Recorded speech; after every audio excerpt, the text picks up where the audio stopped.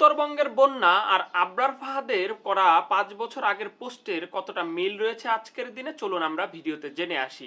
আবরার ফাহাদকে আপনাদের মনে আছে নিশ্চয়ই, যে আবরার ফাহাদ ভারতের বিপক্ষে পোস্ট করায় তাকে পিটিয়ে হত্যা করা হয়েছিল। সেই আবরার ফাহাদ 2019 সালের 30 সেপ্টেম্বর, আজকে 2024 সালের 30 সেপ্টেম্বর, তো 5 বছর আগের এই দিনে একটি পোস্ট করেছিলেন যে ভারতকে আমরা এই যে এত 500 টন ইলিশ দিলাম, ভারত এখন আমাদেরকে বাদ ছেড়ে দিয়ে পানি দিবে, আমরা বেশি বেশি পানি খাবো আর বেশি বেশি ইলিশ পালবো। তো আজকের দিনের ঘটনা দেখেন, গত কয়েকদিন আগের এই যে নিউজ দেখেন যে আমরা ভারতকে এই যে 101 টনের মতো মনে হয় ইলিশ দিয়েছি। তো ভারত এখন কি করেছে, তাদের গজলডোবা বাঁধ ছেড়ে দিয়েছে। গজলডোবা বাঁধ ছেড়ে দেওয়ার কারণে আমাদের রংপুর, কুড়িগ্রাম, নীলফামারী ও লালমনিরহাট জেলা বন্যায় প্লাবিত হয়ে গেছে। তো ঘটনা কি ঘটলো, যে আমরা ইলিশ দিলাম, ইলিশের বিনিময়ে আমরা বন্যা পাইলাম, তারা আমাদেরকে পানি দিল।